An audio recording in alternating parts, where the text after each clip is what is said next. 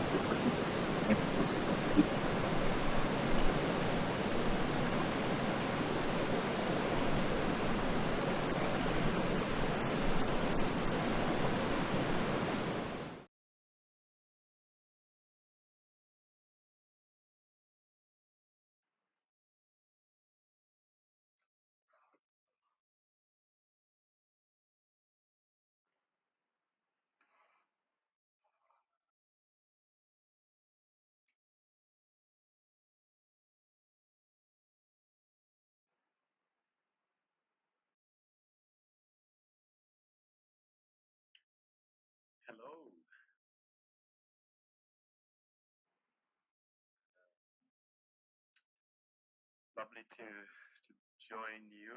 It's 8 o'clock in South Africa at the moment, and I think it's midnight where you are.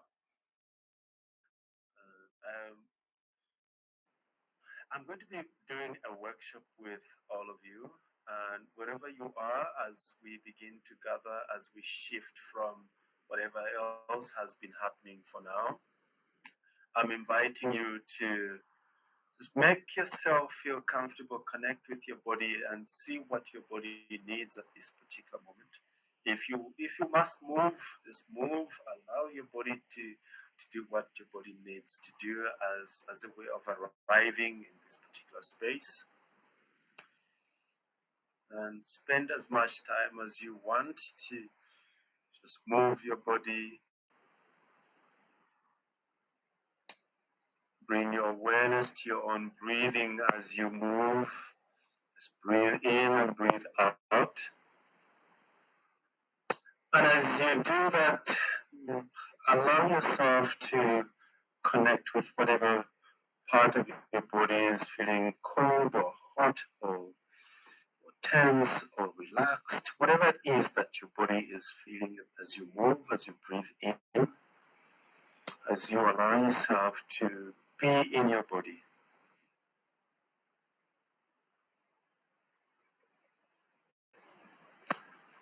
And you free yourself from thinking that you must achieve something, or you must feel something, or you must know something, or you must learn something, or you must get a particular insight. Just free yourself from that. Now just breathe, just become aware of breathing into your freely fluid and mobile body.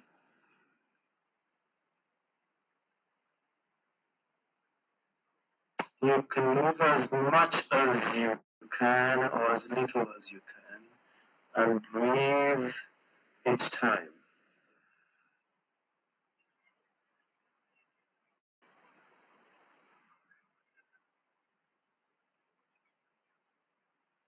And once again, free yourself from any particular agenda, any need to want to be something or to be somewhere,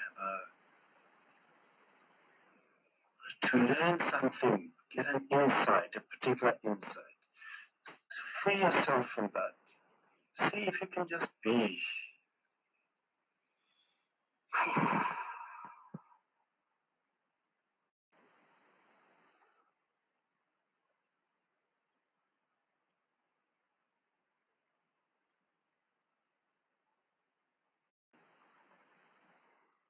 And if your body wants to be still, allow your body to be still. Just drop into the body, out of the thinking mind, out of the dictates of your family or community for now, out of all the shoulds, out of all that has to happen. Drop into your body.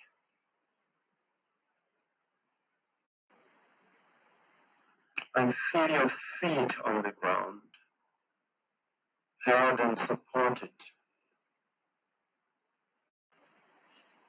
solidly and yet fluidly planted into the ground.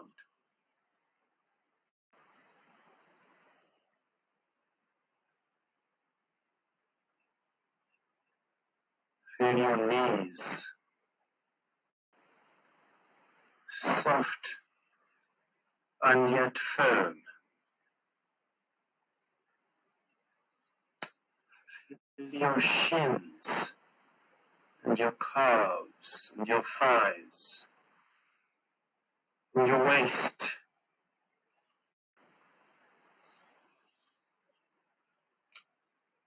And notice how fluid that waist is as it moves and occupies space.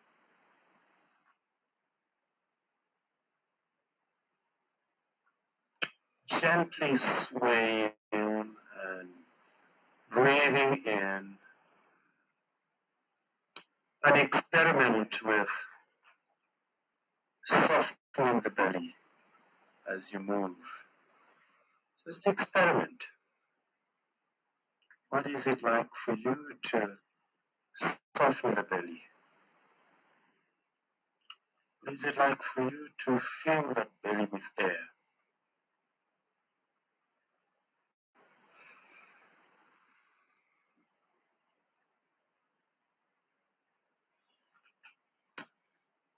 And bring your awareness to the lower back.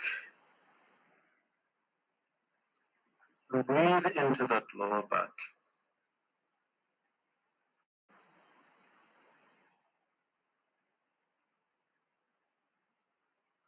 And into the spine. And notice how the spine can move when it has to move, and it can keep us firm and solid and strong and grounded when it has to.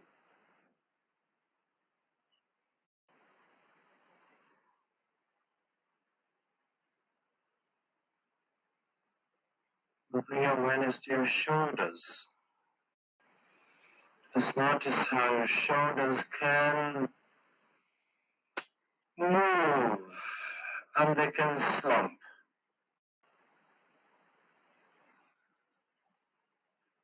Experiment with your shoulders standing tall, and your shoulders dropping on the side.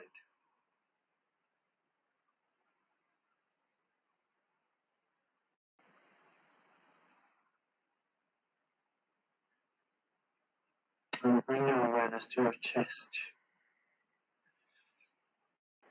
And breathe into the chest, the seat of many emotions for some. And experiment with your heart firming up, being hard and solid and strong and tough. A tough, cold heart. See what that feels like in your body. A tough, cold heart, frozen. And breathe into that cold heart.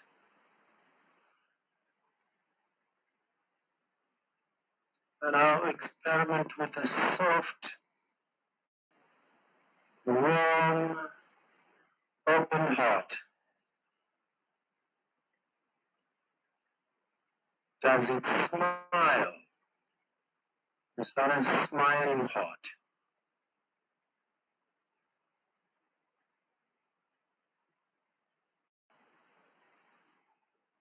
Just play with it.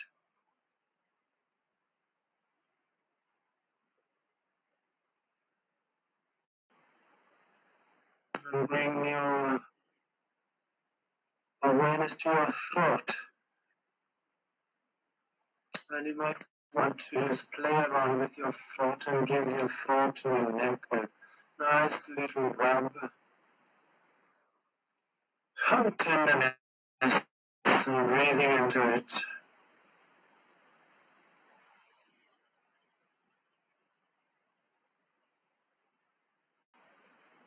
And bring your awareness into your jaws.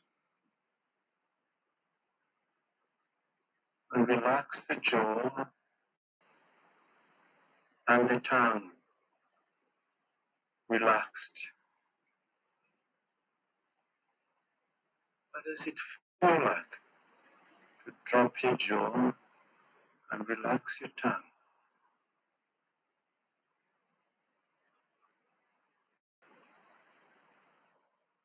And bring your awareness to your face. The whole face. Just experiment with a hardened face. Cringed, in pain almost. And breathe into it.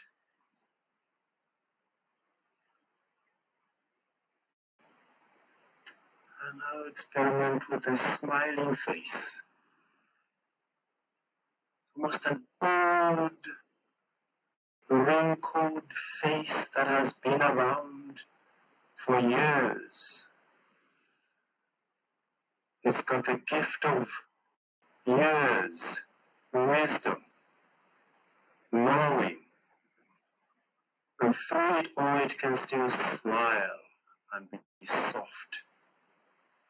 Let's experiment. What does it feel like?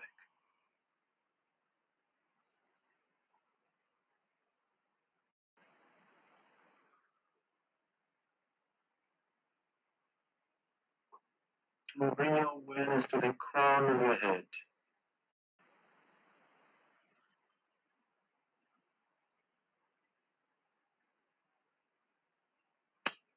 And feel the vulnerability, the softness of the crown of your head.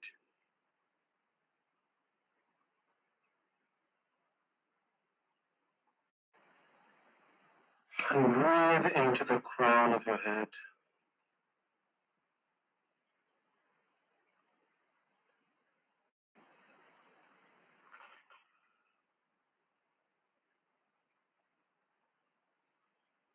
And I invite you to bring your awareness into your whole body. And perhaps one more time, let's move your body from side to side, however you want to do it, whatever feels comfortable for you. Whichever part of your body needs more moving and shifting.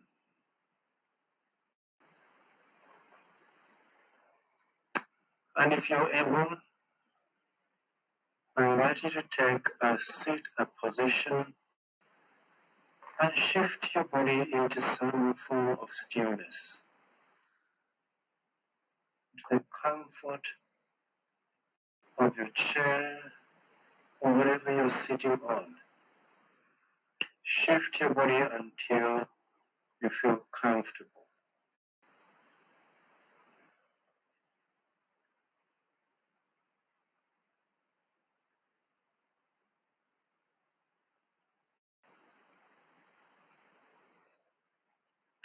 And bring your awareness back to a simple breath. Just become aware that you're breathing in and breathing out.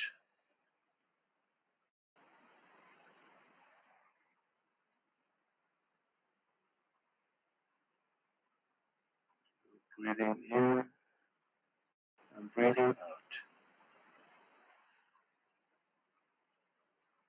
Notice in your body where there's warmth or coldness, or tension, or tightness, soreness in your body. And just breathe into that spot.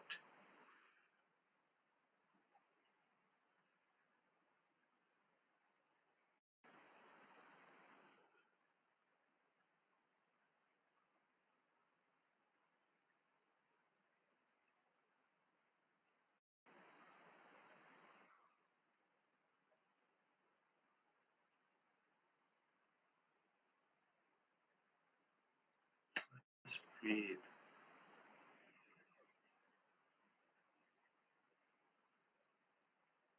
As you breathe in, feel your body occupying more space. And as you breathe out, you feel yourself sinking into relaxation. You are here now.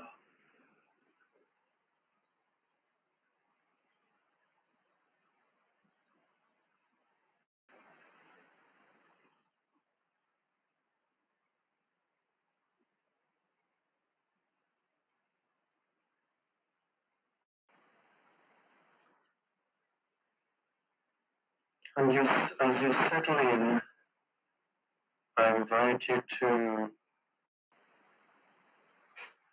invite somebody into your own space.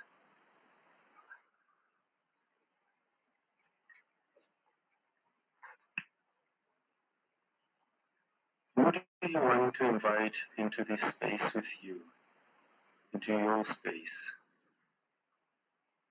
Who do you want to share this time with? It could be somebody of your immediate family, it could be somebody from your ancestors. It doesn't matter who you are inviting in this particular space for you, who you want to take this journey for this particular time with.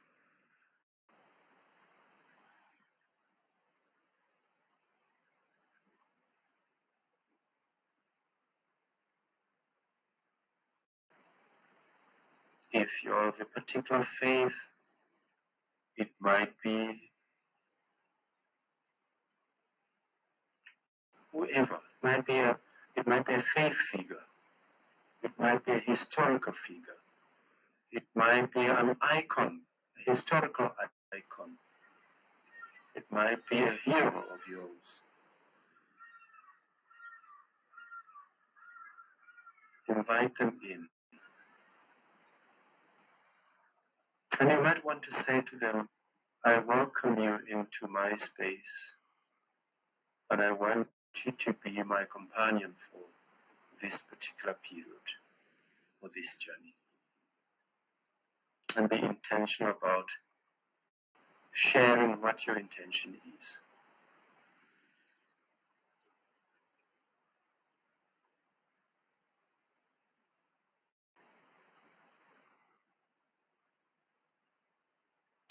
So make yourself feel as comfortable, as safe as you can. And always remember, in this time we are together, you don't give yourself the pressure of having to do something. You are held, you are supported. You've got a guide with you.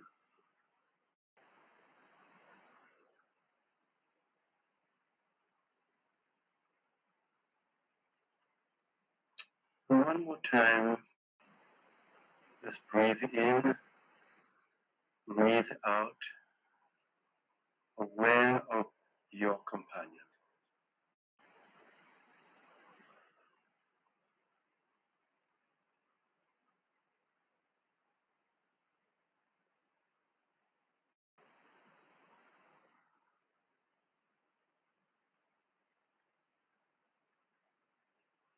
Breathe in and breathe out. And shift your body a little. And you might want to open your eyes and just look around where you are, the colors of your room,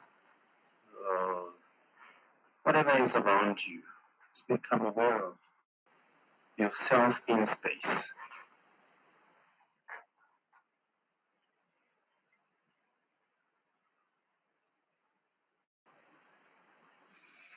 Right. So let's shake that particular experience off. Just shake it off and just let it go for now. Let it go for now.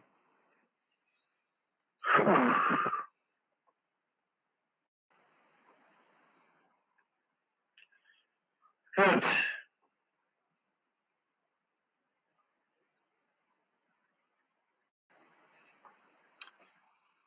So let's set an intention for this time for the next 25 minutes. Let's set an intention. And how I'm going to invite you to do this is if you've got a piece of paper, uh, somewhere you can draw or write, please get a piece of paper. And I'm going to invite you to follow your hand and just write a little story about your life in the last week. Pick a little story about your life in the last week. And you can begin by writing my life in the last week, and you continue. And write for about 2 minutes straight without thinking. So you're not thinking about what you're writing. So you just continue with my life in the last week, whatever you write. And follow your hand. Don't think about this. So I'll give you about 2 minutes, and then we take it up from there.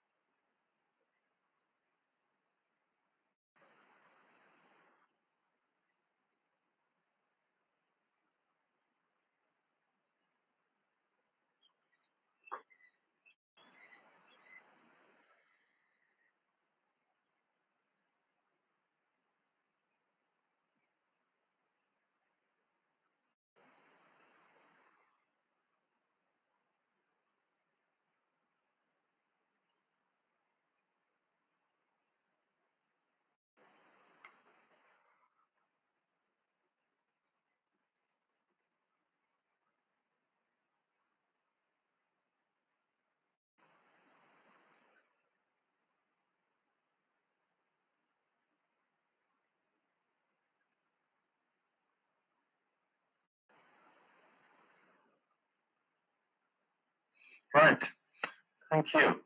And at this time, I want you to get what you have written down and read it out loud to your companion, the companion that you have invited to journey with you now. Just read it out loud.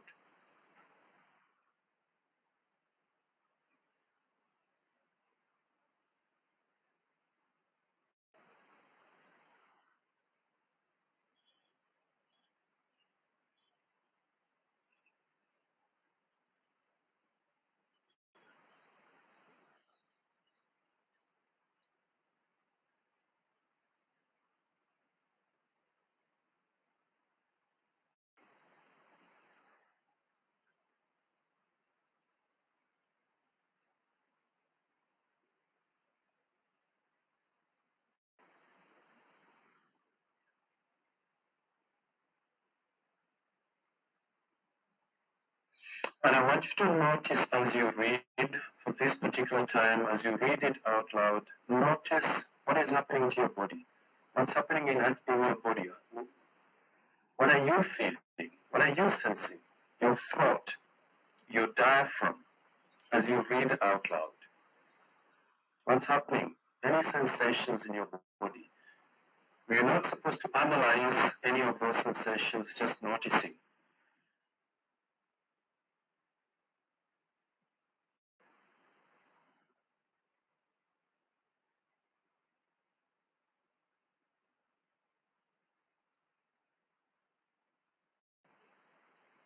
So I invite you to read it out loud again and just pay attention to these, to what happens to your body as you read your words out loud.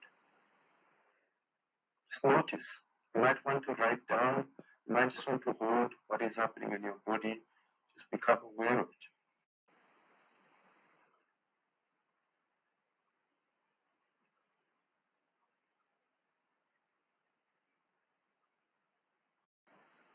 What happens to your breathing as you're reading out loud? What happens to your rhythm?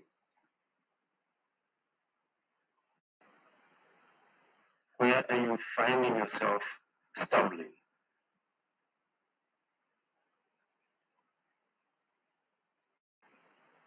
Stuck? Or not wanting to say the word?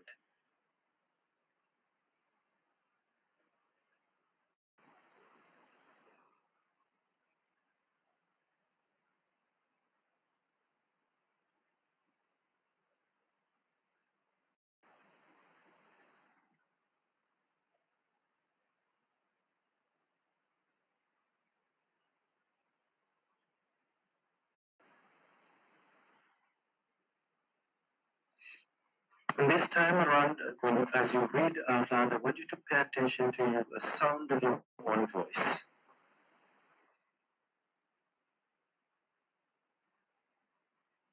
The tone, the timbre.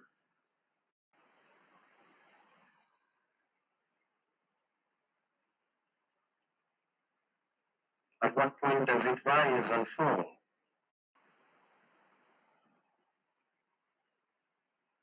You're only noticing.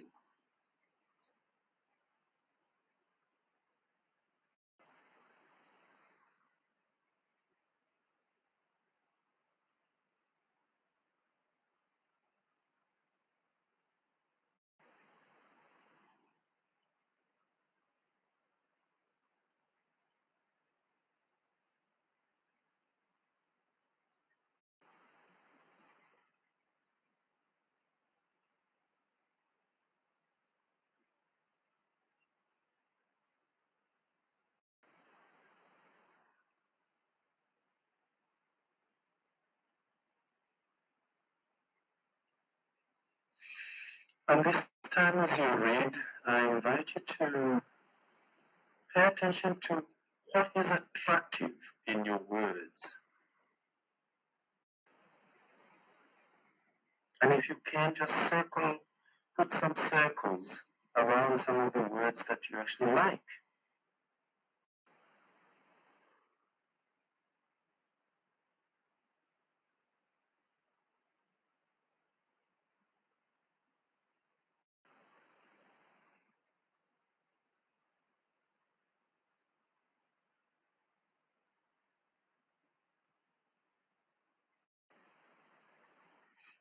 Which are those words that are a surprise to you that they actually showed up?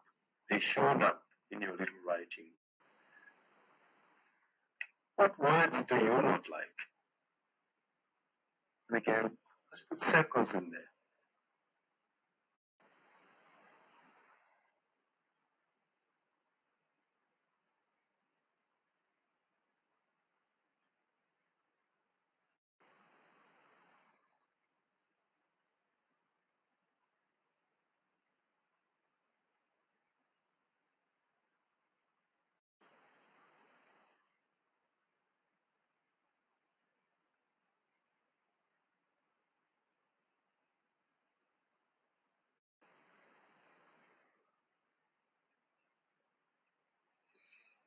And stay with whatever feelings or emotions are evoked in this particular space or this particular exercise.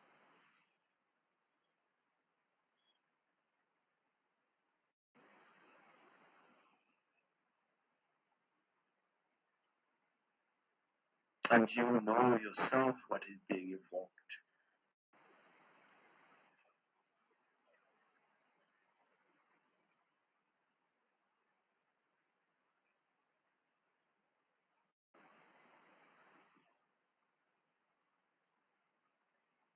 Let's just stay with that for a moment. What are you sitting with now?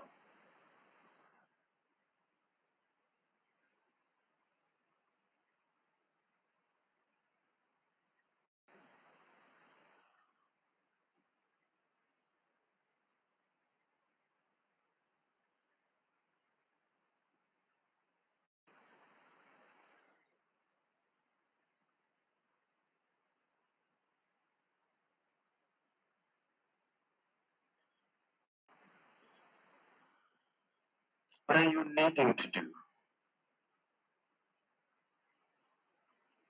What's your body needing to do right now?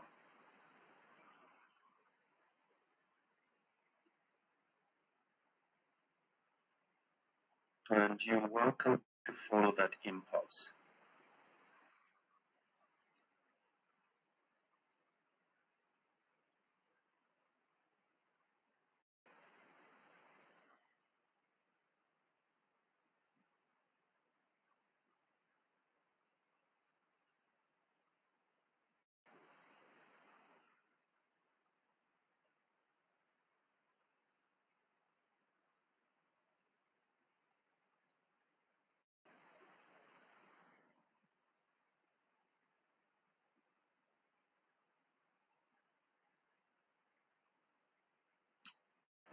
Be kind to yourself.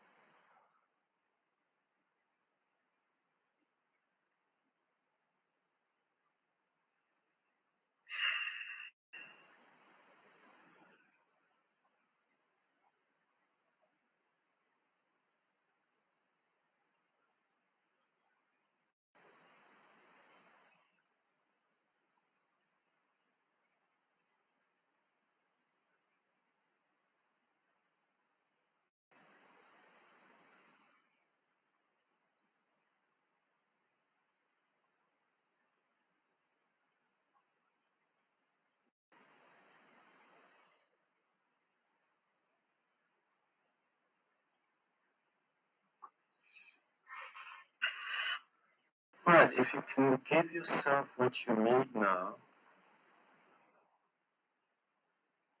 and allow yourself to just breathe and get back into your body, back into this space now.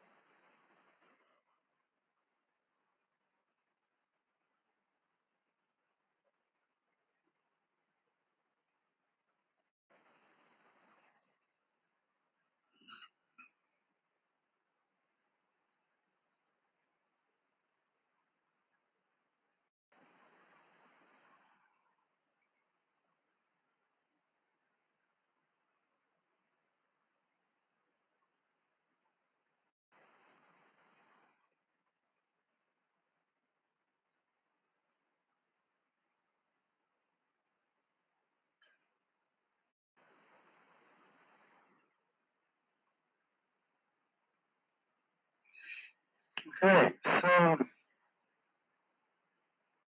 I want us to slow down for the next few minutes, just step out of this particular process that we did, and uh, and um, I'm going to speak about what this process has been for me, and also invite you to think about it in terms of your own process of grief,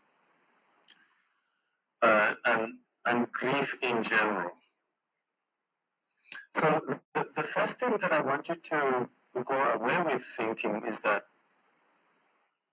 for a lot of people, grief is once in a lifetime experience. It's huge. It happens at a particular time, and that's it. But I think for most people, grief happens in our lives every day. And if I stopped to tell myself what the week has been, I will find in that narrative moments of grief, moments of pain and loss, of difficulty. And while the big experiences of loss, losing somebody you love, losing a partner, a spouse, losing work, losing a child, all of that, are legitimate moments of loss in themselves. They impact our everyday life experiences. And so grief lives in our daily experiences. So grief comes to occupy our space when we work. It occupies our space when we relate. It occupies space in us when we do things we love, when we do things we don't love. And even in quiet moments, grief influences the decisions that we make. How often you're in the middle of something exciting, you're just achieving something, and with no explanation, you find yourself breaking down in tears. You just break down in tears. In the midst of something that is supposed to be joyful and exciting, and people talk about tears of joy, but behind the tears of joy, it's usually tears of grief. It's exciting joy, yes, I'm thriving in this thing. I'm succeeding in this thing. Right in that moment, I'm thinking about the people that should have been there with me sharing this joy. Where else it could have been? What else this joy would have been? And so it helps every once in a while to create your own personal rituals. And this exercise that I shared with you, this little workshop, was a way of saying we can create little rituals to honor our grief. The thing with grief is that it doesn't need to be done away with. It just, like other things, it just needs to be honored, to be recognized in its own subtleties and how it shows up. It shows up when my voice chokes in the middle of something. It shows up when I'm really loving someone. It shows up in my weekly schedules. It shows up on a Wednesday evening when life seems to be hard and I feel alone. Because grief is almost like an experience that shows itself in different emotions at different times. And if I can regularly allow myself to create these little rituals of grief, writing down, coming into my own body, sitting down and being aware of when my voice is choking, when my tears are coming. It could be over a simple thing like cooking. When my sister died in 2008, I couldn't go to the funeral because of life circumstances. I was in the middle of something. I only went afterwards. But for a year, every Sunday I cooked. And every Sunday I broke down in tears. And I used the cooking was my ritual of mourning. Until one day, the tears of pain and sorrow could not come anymore. And there was tears of celebration. And there was laughter. And so these rituals could be anything. They could be shared with another person. They could be shared with an external person, a real present person in front of you. And also it could be shared with your own community of ancestors, your own community, your inner community. You can build inner resources and share that grief with these images, these big people that have stood before you, that have gone before you, they've lived.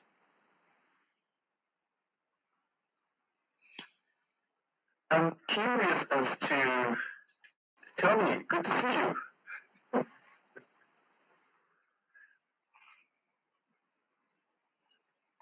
How you doing, my friend, my brother? Good. I haven't seen you in a while. Good to see you. I know we've been trying to get with each other, man, and so I am, I'm going to extend a huge appreciation to you because you came to doing this with us, this 72 live brief brief conference event, and I'm enjoying your work, the meditation and everything. For those who don't know, Nsamu, he is a music therapist in meditation.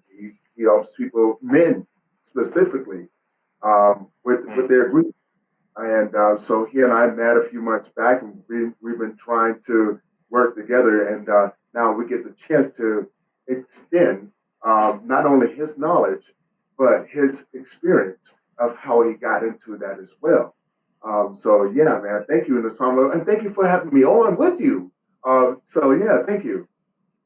Yeah, it's lovely. And so what was this experience? I mean, you don't have to share anything that is very, you can share as much as you want, or as little as you want. What was this experience, very little experience like for you? Oh well, it helps me clear my mind. That's what it actually did. It helped me relax my body to a point to connect more, become more self-aware. So I'm, like you said, some of those tools that we pick up along the way. So every time I do something like that, it brings me closer and to understand more Mm, self-aware. Um, there's a sense of quietness when I do it with my mind. Um, mm, just to bring myself back to down peaceful a peaceful place, a peaceful point or moment in my life. So that was like that's my experience. mm, mm. And what was it like for you to tell yourself or to free yourself from any agenda, from any attempt at wanting to be something or to experience something? And what was that like for you? I'm just curious. Honestly, it puts me at a place it puts me in a future me place. So when I ask myself those things, it puts me right where I need to be as far as my mindset, and it keeps my vision going that much stronger. So every time I experience it, it's as if I'm already there. Mm, In most mm, moments, experiencing what I'm going to be experiencing in the next 2 to 5 years. mm, mm, mm. And so, do you also find that when we do this kind of exercise, this kind of reflective exercise, it opens up space that the grief, rather than the grief being hard, frightening, as I open up the space, the grief begins to soften. It begins to have its own life and its own meaning. Right. And that's exactly what it is. A lot of people that know me now, they know I explore these things. Everything Mm, that I want to identify more. I want to understand my grief that much more so I can serve better. Right. So when I open up that space, it does free up that space. It gives me the knowledge that I need in order to help someone else. And so I welcome it. It's opened up that space and I'm welcoming the knowledge and the wisdom and the guidance uh, to stay true. Um, and that's just for me. I can't speak for anyone else. That's just for me. It keeps yeah. me true to the vision and the path that I'm on, so I can continue to stay in alignment with my gift, so that grief is there. But I've gotten to a point now to where it is accepted, and when I do open up that space for it, it's not such a traumatic experience anymore. Mm, It becomes a hidden blessing. It becomes a lesson, many lessons that mm, mm. I'm always curious about. I'm always asking Yeah. myself the question. Mm, mm. And that's an interesting one because when we turn grief into a wisdom figure, so the grief then begins to instruct us. It's Right. no longer, it's no longer oppressive. So when we create space for grief to be itself, not in the way that I want it to be, for the grief to be itself, it turns into a wisdom figure. It begins to instruct me. It begins to open up space for me to be compassionate, to be understanding of other people's suffering.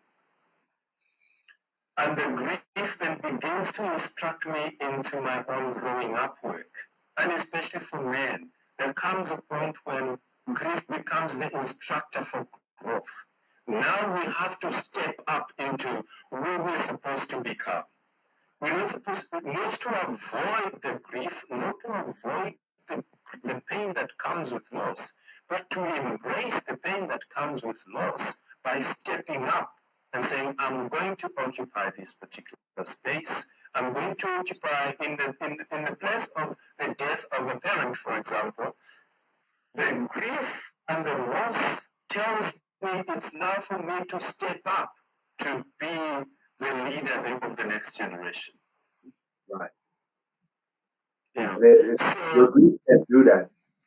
A lot of yes, times, if people do not take those necessary steps for self care, your grief can tell you something totally different as well. So we exactly, have to be mindful exactly. of that, and what I mean by that, as we've been leading up to, is sitting with your grief.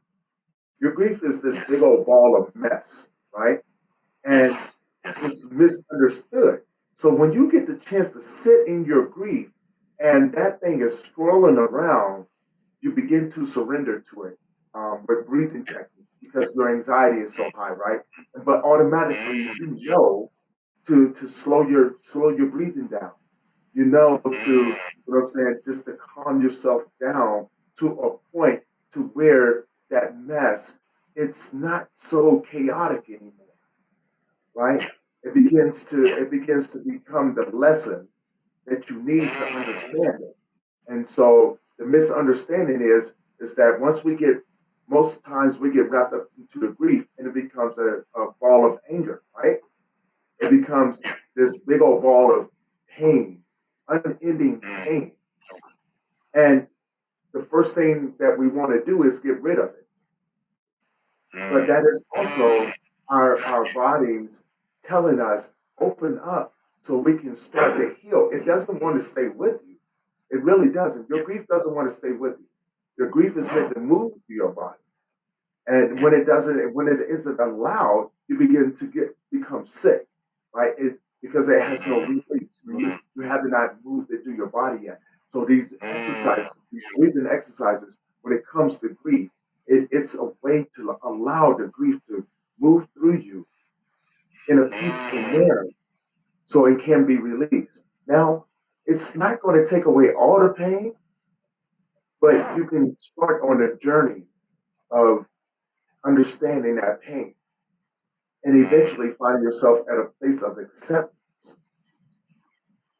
And then from there, the healing journey will continue. But you got to continue those exercises like you just presented there. Those things are essential, right? They're important to you, especially when you understand how it's used and with you're going through. And because we're in most global the global culture at the moment is very much into pain avoidance, right? So, Right. so when the grief comes and it's uncomfortable, we try to numb it as opposed to giving it instead of opening up space for it to have expression, to have its life, and unlike anything else, it will have its life, and when its life is over, it will move on. it will take another form and shape.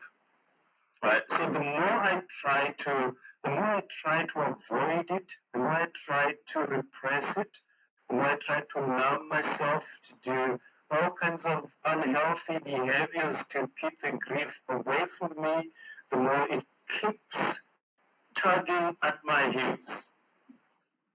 Yes. And it won't go away. Whereas if I turn around, open up space, like other difficult emotions, you turn around, open up the space, give it space. And that's why I believe in little rituals, simple rituals, because rituals are non-threatening. Mm-hmm. It could be a ritual around a table. Create rituals as a family that recognize loss, around the table. It could be about acknowledging the real loss by naming it. Because we are together at the same table, it becomes easier because we can contain it together.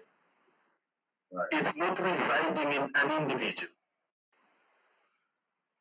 So simple rituals, whether you create them on your own or you create them as a community, as a group, better when it's shared. Grief is better when it's shared. It really is. And yeah, it's better Yeah, when it it's really shared. is. But a lot of times, like it takes a long time to get to that point. Yes. Those of us who walk that path, it seems as if we just cruise through it, right? Because it's our calling. Yeah. Now, when we're talking about people who don't walk that path, they're viewing their grief in a different way, right? And so I think it's important to understand, like, it's not an easy walk, right? No. It really isn't. It's not an easy walk, especially if you don't understand, especially if you're a man and you're going across it, right? Because it's messy. We think about things totally different, but then it takes men like yourself and others like yourself to want to go with these men and say, hey, I've walked this path, and what I've got from this, I can give to you if you're willing to accept it.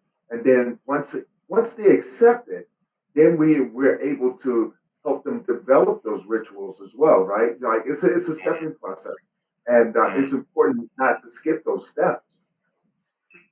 And I don't want people to ever think, man, that where we got to today, right? We don't want people to come where we are, but we're willing to stay where we are, and what I'm saying, to help you develop those steps for yourself as well.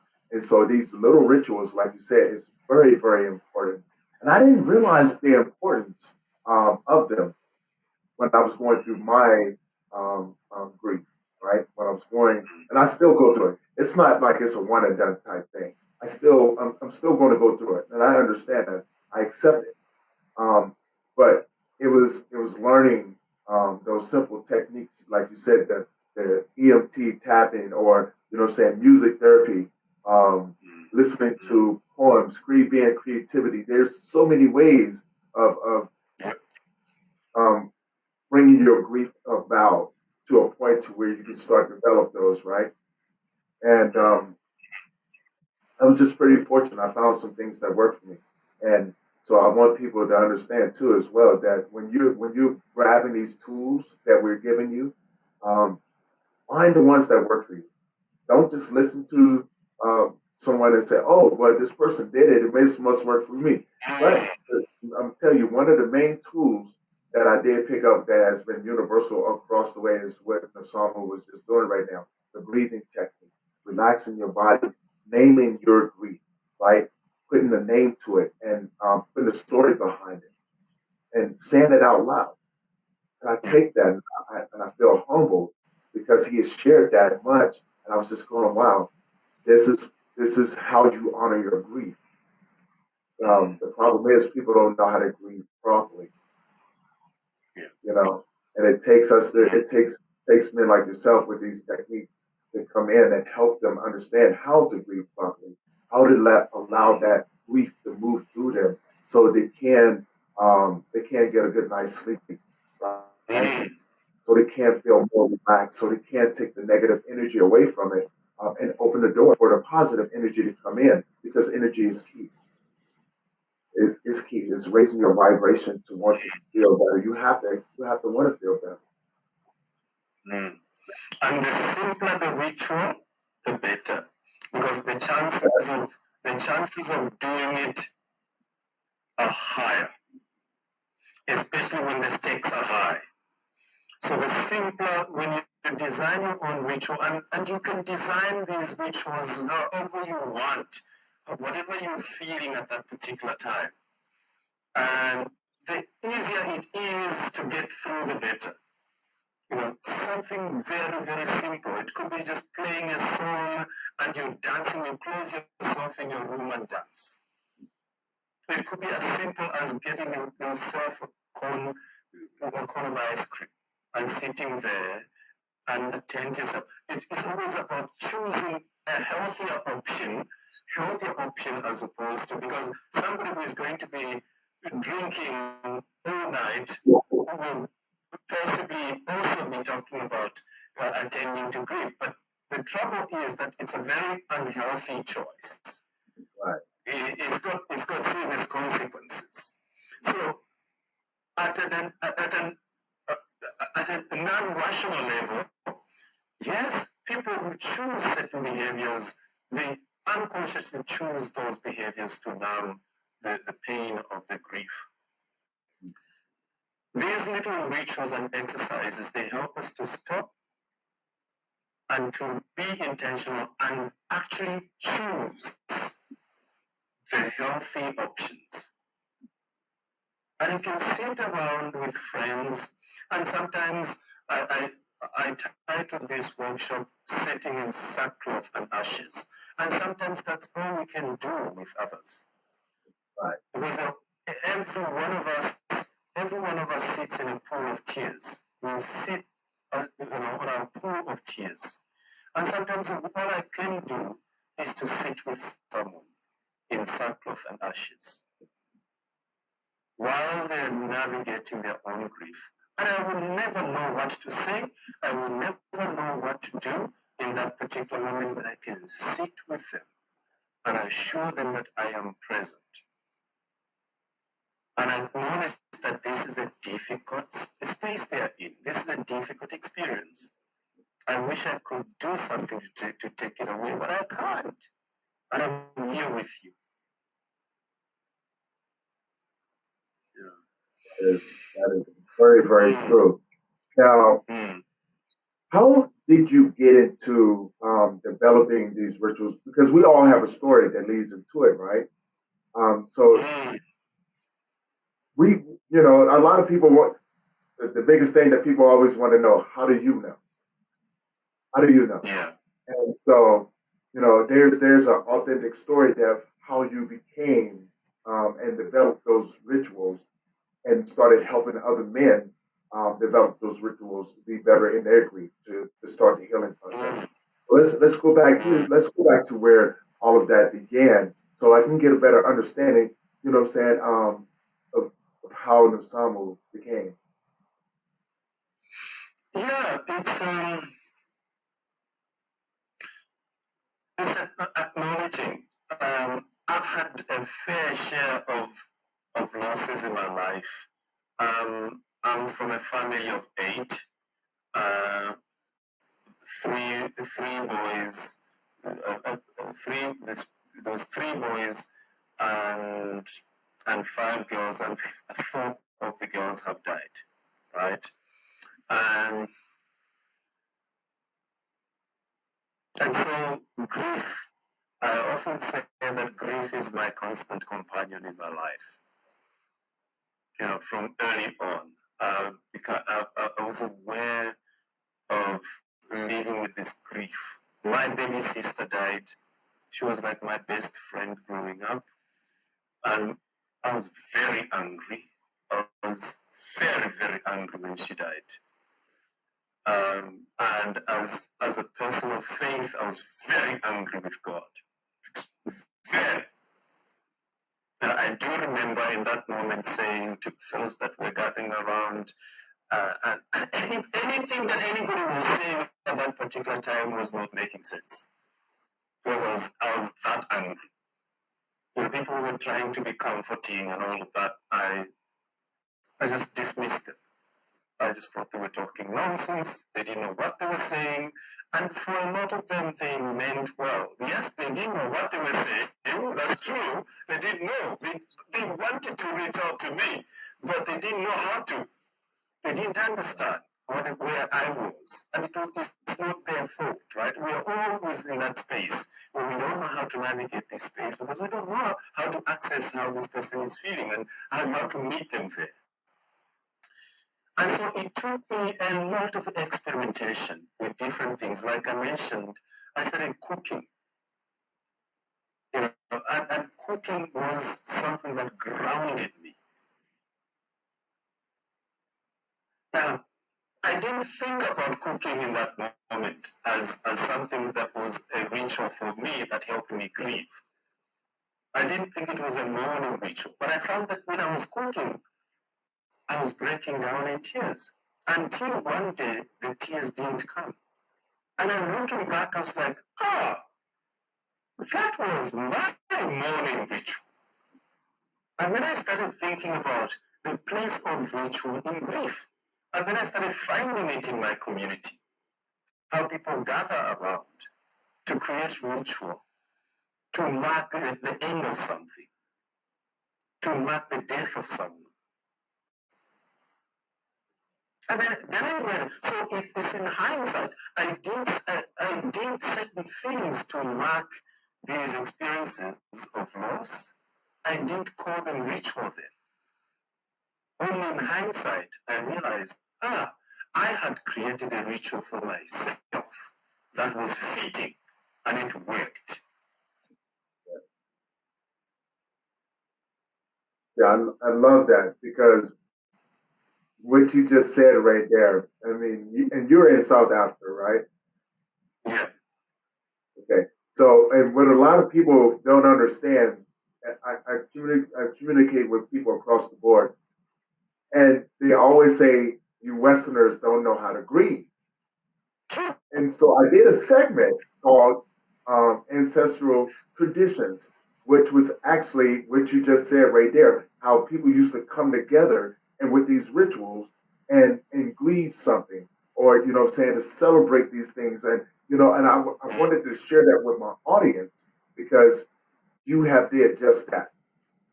I mean, and you get to experience that culture firsthand. And I just think that's just beautiful because you're coming from a place of experience and you're bringing those traditions, things that you put together. Um, and it's also interesting as well. You are a music therapist, correct? Yeah. So you tie your music into to helping others not only develop those rituals, but also to allow them to begin to move the grief. You know, to move the grief. Yes. And you hear that across the board. You got to move the grief through you. You got to move the grief through you. And I attended Yes. one time before, and it was a week. It was a week long, 7 days. And so what you did for those 7 days is that you moved, and Yes. you were so exhausted after those 7 days. I mean, of course, you took your time to go drink water and snack on something, but your feet never stopped moving. Your feet Yeah. never you never stopped breathing. And so Yeah. when I see you doing the rituals and you slow everything down, it's like you took a lot of these things and you compiled it into such a simple method. Um, Yes. yeah, and I think And that's it's just really movement. interesting. And it's exactly that, all right? As you move your body, you know, you Hmm. feel, you allow your body to, because grief is a frozen feeling. It freezes in time. It freezes at a particular experience. Right. Right in that moment when the loss happened. So grief freezes. It's a frozen feeling. So you move it. So when you come to a funeral, in my community, the funeral is pulsy. We don't stand still. People don't stand still. People are moving. It's pulsing. It's musical. It's dance. So it's 7 days of dancing, of moving, and the musical narrative, the musical narratives, day and night. People are singing about, they're telling the story of the person who has died. They're telling the story of the loss, where it happened, when it happened, how it's affecting us that are remaining behind, how it's affecting the ancestors, how it's affecting everyone. And everyone is going to hand, is telling a little story of their experience of that particular loss. But it's moving. It's moving. You know, people move from one room. If it's a big house, they move from one room. They tell a story about this particular, about the person in this particular room. They move to the next room. They move to the next room. So the story of that loss becomes alive in the community, in the movement. And everyone, and the music is simple, it's communitarian, people can join in, nothing very complicated. You don't have to be a virtuoso. You don't have to be, anything. You are just a community participant in this shared grief. I love that because it's the same thing I try to tell people. Grief is a shared human experience. It's Mm. not meant to walk around with it by yourself. You can't do it alone. I mean, and No. we learn these things as we go, right? Because no one teaches Mm. us any of these things. But I think Mm. I think it's the cultural differences as well. The Mm. disconnect Mm. that I do feel that we have from my ancestors. Mm. The things that they were trying to teach us, um, we pretty much just forgot and started doing our own thing, and people started teaching us Westerners, right? They started teaching us that, saying like grief, especially for our men, it's an emotion that you don't need to feel, and so over a Mm. period of time, that grief compounds, right? It begins Mm. to stack upon one another, as well as Yeah. the untalked about trauma. These things start to compound, and then eventually, what I've always seen is that now you have this man that's standing in front of you that is about ready to explode because of the years and years of not taking care of it, right? You know what I'm saying? Mm. Because Mm. I feel that that's where our disconnect is. Because our body tells us what to do. Yes. And I believe our Yes. ancestors talk to us and tells us exactly Mm. what we need to do. Like we Yes. may hear a song or something. And I think Yes. that's where I started making that realization. I used to hear songs and automatically I can't dance to save my life. I promise you I can't. I Mm. can't dance to save my life. Mm. But I knew I just wanted Mm. to dance to the song. So, and since I Yes. was by myself, I didn't have to worry about nobody making fun of me. And I was okay with Yep. that. Right? So I'd be in a dance, I'd be in the room dancing and Yep. everything, got the music blared up Yep. and everything else, just moving around. And I Yep. realized that I, I used to do it a lot more often, you know, and Mm. then I started feeling better. You know Mm. what I'm saying? I began to acknowledge what my body wanted. You know what I'm saying? Mm. And it began to open up the doors. And I didn't understand it in the beginning. I really honestly didn't. I didn't understand it in the beginning, but it started opening me up like an egg, and I began to let things out, like the Mm. tears, Mm. the pain when it settled in, it would start off small and become big, but my body would say, "Hey, you have to release this," and it would teach. It began to teach me. I was going, "Wow, Yeah. wow!" And so my research, I was going, "What is this thing?" And I started researching um, tribal rituals, right? Native American Mm. rituals. And I Mm. started looking at, African tribe rituals. Then I started Mm. researching grief rituals. Right? And they all Yeah. had that same commonality. It was the ritual Yeah. of movement and music Yeah. and screaming and Yes. talking and acknowledging and honoring these individuals that Mm. were going. And I went, Mm. I wonder how many people understand this. And mm, so, just like yourself, it put me on a path of where I wanted to sit with other men just like that and share these things with them. And then I wanted to mm, do something bigger. And I said, well, let's do a support group. Let's throw music in there, see how people react to it. And then there mm, was so many things that came behind it, but it was as if the ancestors had been guiding me down that path. And mm, then lo and behold, I meet you. And it's yeah. like, wow, okay, I get what's going on now. And then you're a music therapist. So it really made sense to me. And that Mm, connection was well received. mm, mm, mm. And we are fluid. Our bodies are fluid, and they get frozen.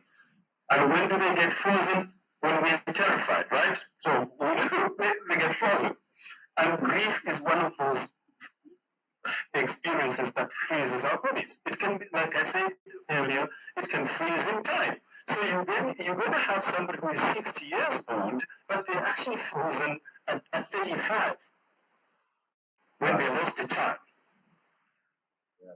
So they have lived the next 30 years or 25 years in a frozen state. So how Well do we said. get, how do we get, how does somebody who's frozen relate? How does somebody who's frozen love? How does somebody who's frozen create? Right? So it, that's how the grief then begins to impact our daily life, our daily function. Because we can't create, we can't love, we, we can't relate. We're frozen.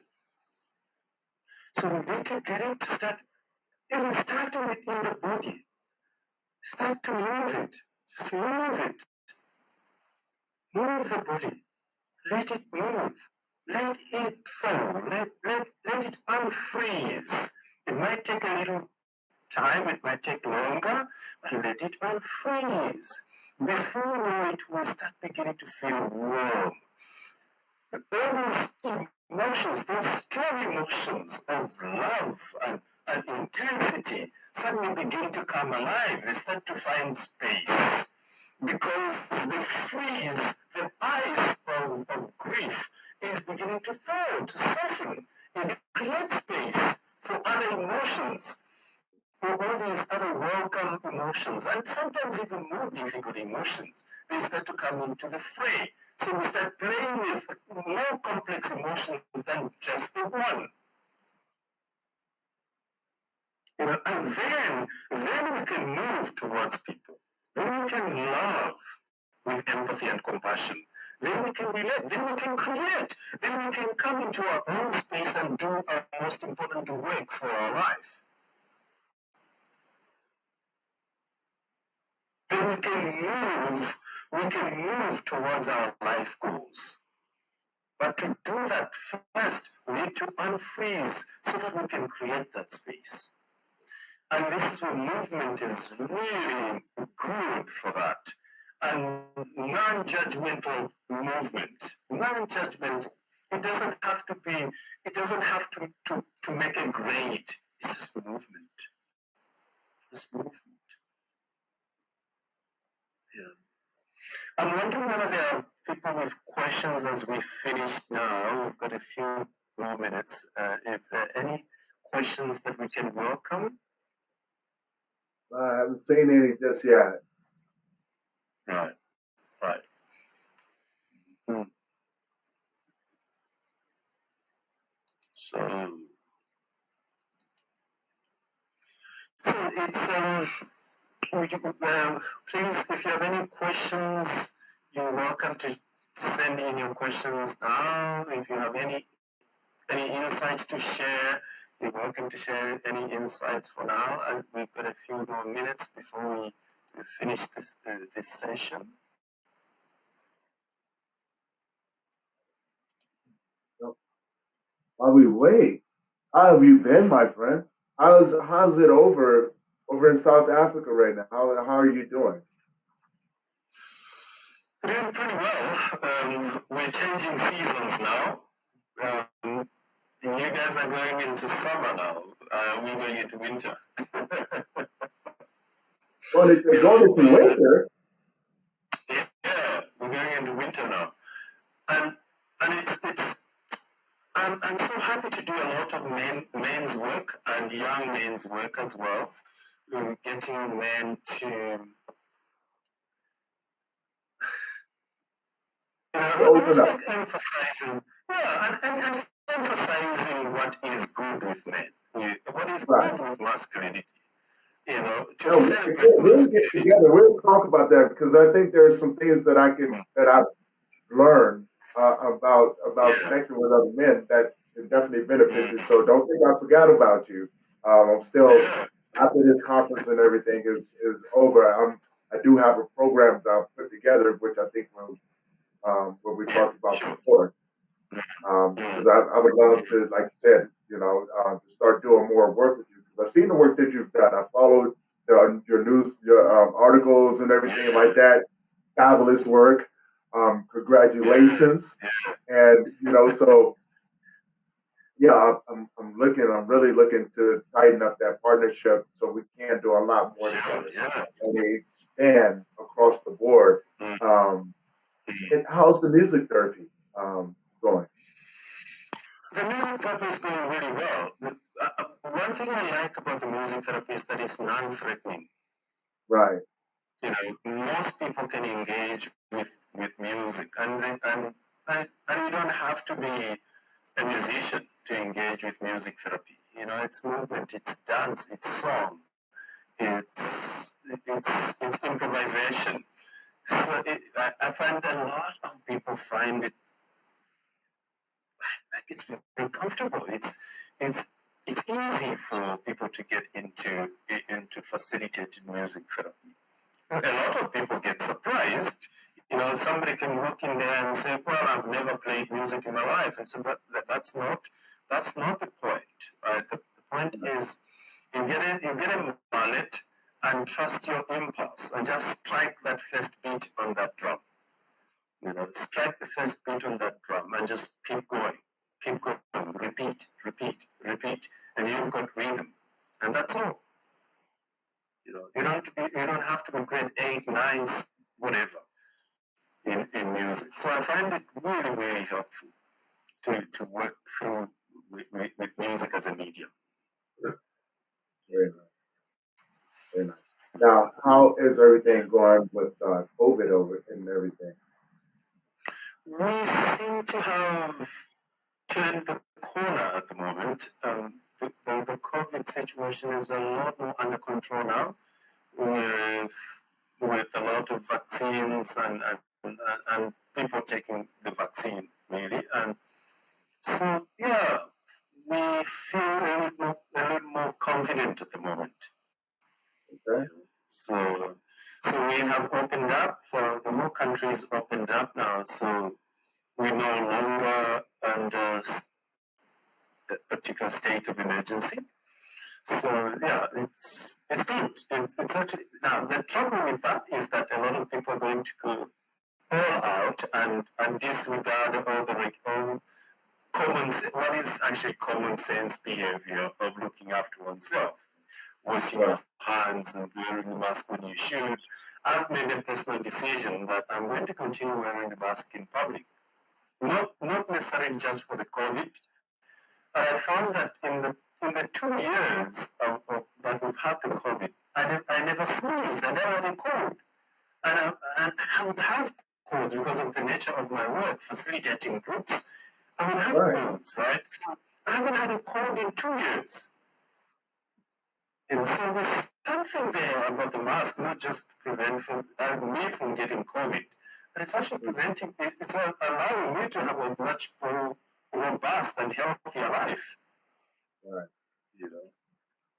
I think So we thought the same thing. I was like, I wear my mask. I'm just, I did have a few friends that get it, but I didn't mm, really get it. I thought I was showing symptoms one time, and honestly, it mm, was just like a little 24-hour bug that just came and went. I was like, oh, okay, I'm on about my day. yeah, So yeah.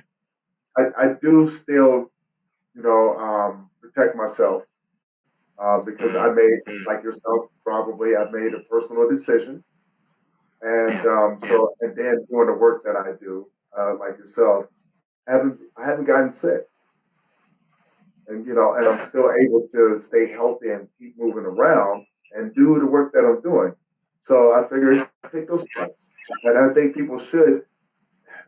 They can't. They cannot deny the common sense tactics mm, to keep themselves happy as well, or healthy. yeah, Because just mm, because it's looking different, right? It's definitely looking different, yes, but it's yes, not going to go anywhere.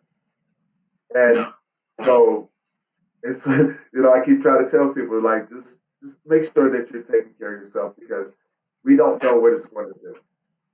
Hey, this thing bottom could take line, another turn for the yeah, worse again, right? mm, And mm, just because they open everything up, we don't know yeah, what that's going to do. we don't We know, don't. And we so don't it's know, like, hey, let's just use some respect for other people. A little bit of common yeah, sense goes a long way, mm, and mm, mm, let's see if we can't keep this thing going in the right direction, so we can come out yeah, this other side um, with a lot less deaths, you know, mm, and mm, we can continue to grow as communities and start the healing process because it's going to take a while. It yeah, really is. mm, Yeah. mm. So what is the name of your company? I want the audience to know what is the name of your organization that you run over here in South Africa. I run a practice called um, Moons. It's a Moons Wellness, and it's in this particular group that I work with a lot of young men, a lot of young men. A lot of young men are troubled. A lot of young men are troubled, and I found, and thanks to the work that you're doing, the inspiration to actually do men's work is important because a lot of young men go through very, very difficult times, extremely, extremely difficult times, and nobody's there to hold them. And I find that there's a there's a huge gap there. There's no mentorship. There's and not just mentorship. There's almost an absence of elders, Tony. Right. Yeah. There's an absence of elders, and by elders I do not just mean people that are chronologically gifted. I mean people that have done their own growing up work, like you are doing, like we are trying to do, and they can recognize that in younger people, particularly younger men. Because young men are just left to their own devices now. And what is happening is that because of that, they're just finding themselves in groups. They're doing their own initiatory rituals that are very unhealthy, you know, gangs and all that kind of thing. And then we blame them, right? So we blame them. And my work is to come in there as a possible elder, as a possible guardian of young people, giving them the space to explore themselves. So these are young people from the ages of, say, the teens, the mid-teens, late teens, and into the 30s. So that's largely the kind of group that I work with. I work with a lot of men. I work with women as well, but I find that I work a lot more with men. I appreciate the work that you're doing, and like I said, man, doing men's work is it's hard, but it's rewarding. Doing the work that we do Yes. is very important Mm, because there's not too many men doing the work for men, and so mm, I love to encourage people, especially like yourself, keep doing the work because eventually we can start to make a difference, right? We can start opening up the yeah. doors and we can start getting our young men and our middle aged men on the path of true healing. But like you said, Mm, it's going to take. It's going to take time, but it's going to be a combination of those things and appealing to them to make them want to come and see what's going on with us, right? And I tell people all the time, there's nothing more beautiful than a man who has taken the time to heal himself from the things that almost destroyed him, yeah, right? yeah, And so yeah, that's when you got that man on the other side who is in tune um, with his emotions, who is in tune with those rituals, yes, like you say, yes, and things yes, like that, and walks proudly again. It's not afraid to smile because those things that have happened to him, because deep down yeah, inside, he knew what it took, right? He knew what it took to get that grief to move out of him. exactly, And now we got you emerge a mentor. There you are. You exactly, just emerged a mentor. That describes you, Nsamu. yeah, Taking those things that you've gone through, being able to mm, develop these things, coming out the other side so strong and headstrong, knowledgeable, and you're taking that wisdom, mm, and as you said, you're stepping up as an elder because of the mm, absence of the elders, yeah, right? yeah, And you're yeah, helping these men, man. You're helping. I mm, for one, man, commend you. Thank you for doing that. mm, It's mm. definitely a Thank you. necessity. Mm. Thank you so much. Yeah, Yeah, yeah. Mm. I want us to finish off, if that's okay. yeah, most definitely. Mhm. I want to finish off with a poem. Uh, it's by Derek Walcott. It's called Love After Love.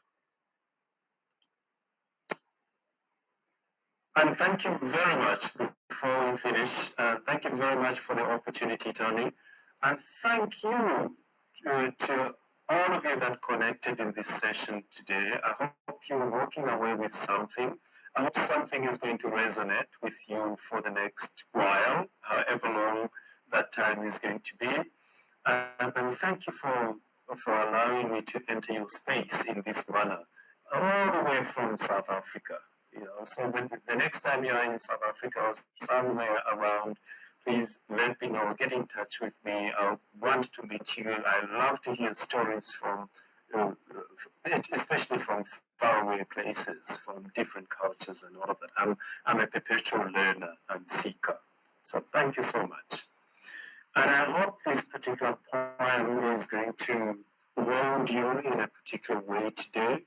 And maybe the poem is going to support you. Love after love. The time will come when with elation you will greet yourself arriving at your own door in your own mirror. And each will smile at the other's welcome and say, sit here, eat. You will love again the stranger who was yourself. Give wine, give bread, give back your heart to itself, to the stranger who has loved you all your life, whom you ignored for another, who knows you by heart. Take down the love letters from the bookshelf, the photographs, the desperate notes. Peel your own image from the mirror. Sit, feast on your life. The time will come when with elation you will greet yourself arriving at your own door in your own mirror, and each will smile at the other's welcome and say, sit here, eat. You will love again the stranger who was yourself.